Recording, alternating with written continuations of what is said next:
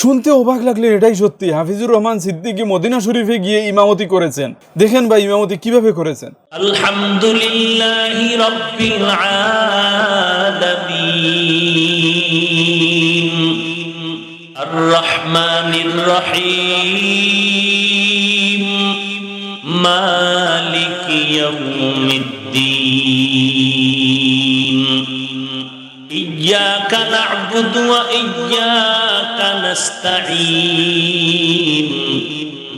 ইহদিনাস সিরাতাল মুস্তাকিম সিরাতাল লাযীনা আন'আমতা আলাইহিম গায়রিল মাগযুবি আলাইহিম ওয়ালাদ-দাল্লিন।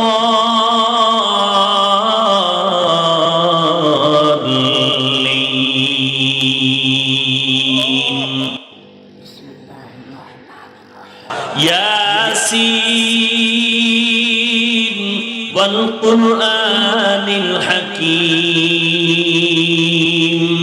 ইন্নাকা লামিনাল মুরসালিন আলা সিরাতিন মুস্তাকিম তানজিলাল আজিজির রহিম লিতুনজিরা কওমান মা উনজিরা আবাউহুম ফাহুম গাফিলুন লাকাদ হাক্কাল কওলু আলা আকসারিহিম ফাহুম লা ইউমিনুন ইন্না জাআলনা ফি আ'নাকিহিম আগলালান ফাহিয়া ইলাল আযকান إلى الأذقان فهم مقمحون وجعلنا من بين أيديهم سدا ومن خلفهم سدا فأغشيناهم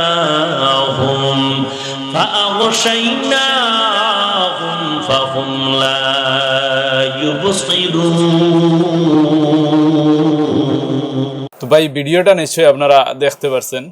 উনি মদিনা শরীফে যখন উমরাহে গিয়েছেন, উমরার জন্য গিয়েছিলেন, তো উমরার জন্য যাওয়ার পর যখন মদিনা শরীফে গিয়েছেন, তো ওখানে মদিনা শরীফের মসজিদে উনি নামাজ পড়াইছেন।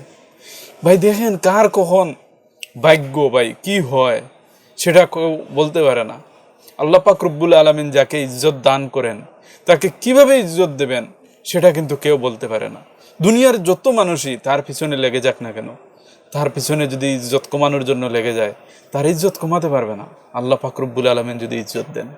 তো উনি হয়তো ভাবতেও পারেন নাই যে উনি মদিনা শরীফে যাবেন এবং ওখানে গিয়ে ইমামতি করবেন।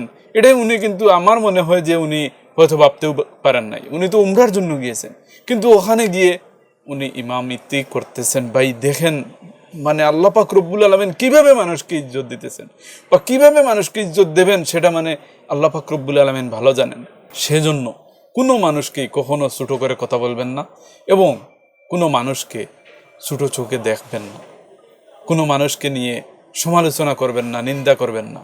কারণ কোন মানুষটার ভাগ্য কখন বদলে যায় এবং কিভাবে কোন মানুষটাকে আল্লাহ পাক রব্বুল আলামিন ইজ্জত দেবেন সেটা আল্লাহ ভালো জানেন। সেজন্য এই ভিডিওটা দেখার পর আপনাদের কাছে কেমন লাগছে কমেন্টের মধ্যে জানাবেন এবং ভিডিওটা নিশ্চয়ই ভালো লাগবে। আমার কাছে অত্যন্ত ভালো লাগছে, অত্যন্ত সুন্দর ওনার কণ্ঠ।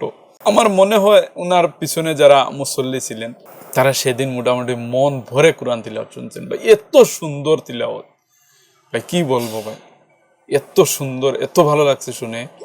আমি কি বলবো ভাই, এত ভালো লাগছে আমার, মানে অনেকবার আমি শুনছি এবং শুনবো। এই ভিডিওটা আমি রেখে দেবো, আমি অনেকবার শুনবো ভাই এই তিলাওয়াতটা, এত ভালো লাগছে আমার কাছে। তো যদি আপনাদের কাছে ভালো লাগে লাইক করে শেয়ার করে দেবেন।